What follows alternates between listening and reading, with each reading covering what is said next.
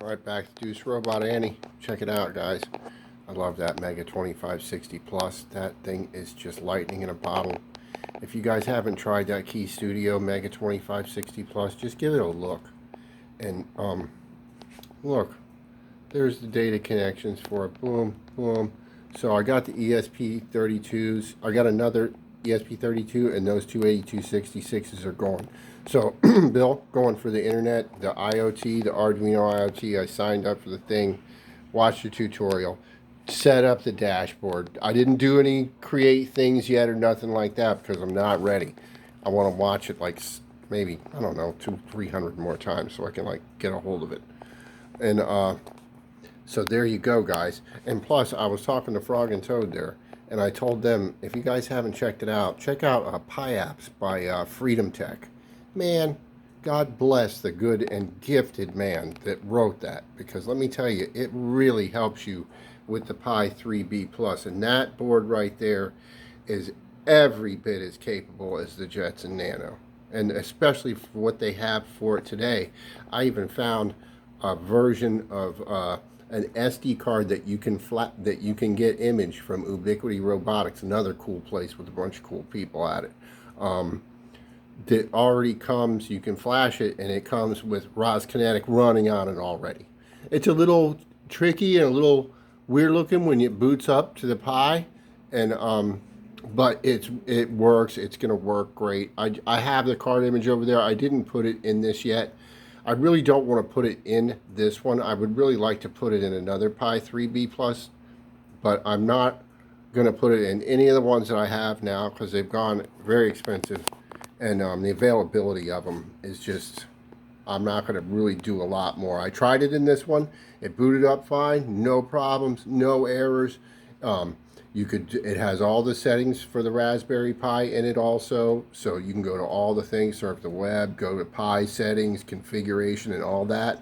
And but you go in and you put in, you open a terminal, and it has like almost like a Windows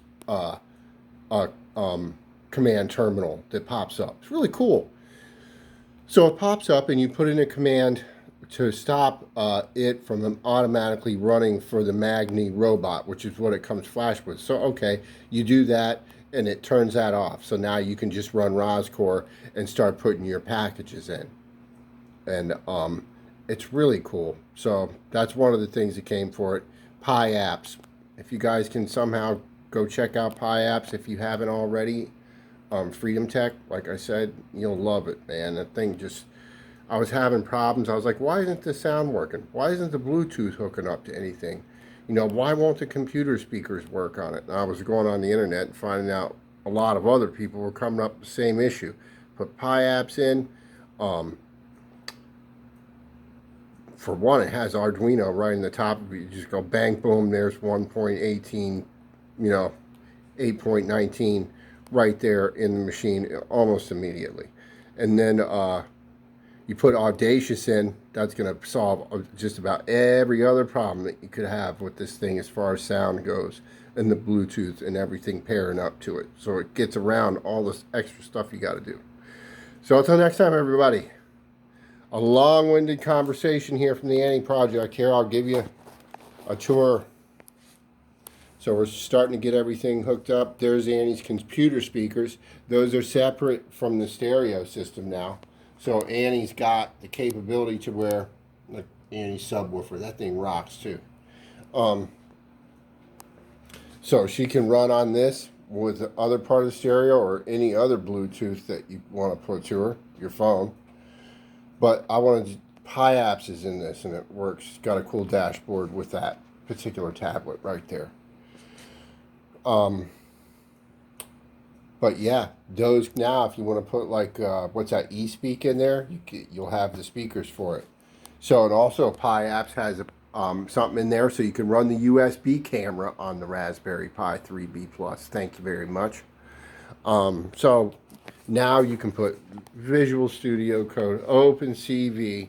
You can just about put everything you can put in the Nano in this board right here. And this is a solid board, just like the Latte Panda. And that paired with this Mega 2560 and these here when I want to do something with them. Those are there for me to fiddle around on the Arduino IoT for now. Until I got the 8266 is working.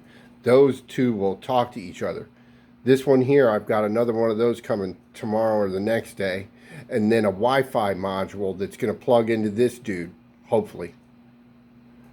That would be cool. So now you can unplug that, you just put power to it, and then have it work with these. I'm pretty sure. So, there's where we're at with that. And it's just moving along here now. That Pi 3B Plus, I mean, it's a really good addition. I wish I would have run it from the beginning. The BO1 is powerful. It's great, but I got to learn how to use it the right way. It has a lot of, a little more configuration in it. And I don't know. I just flashed Jetpack 4.4 and put it in there and booted it up. So it seems really quick.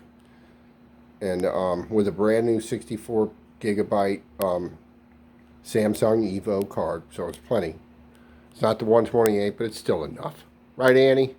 Right, Dad, you tell him. So, that's it. We're pretty much just getting ready to start doing some stuff. I got the servo hanging there just so when I can start putting something to that without worrying about moving something in the wrong direction and, get it hooked up. So until next time, check out the screen magnifier that I got so I can stand here now and program on the robot instead of having to take everything out to a bigger screen, because that's only a 7-inch screen. So this makes it way big enough. Keyboard's here. Got the stand there for it. And it's on now. Pi 3B Plus works, so it's going to start moving. It wasn't giving me all the problems to get everything, hooked up to it like the Nano was. It was just not working, folks. Till next time, Stu's Robot, saying enjoy.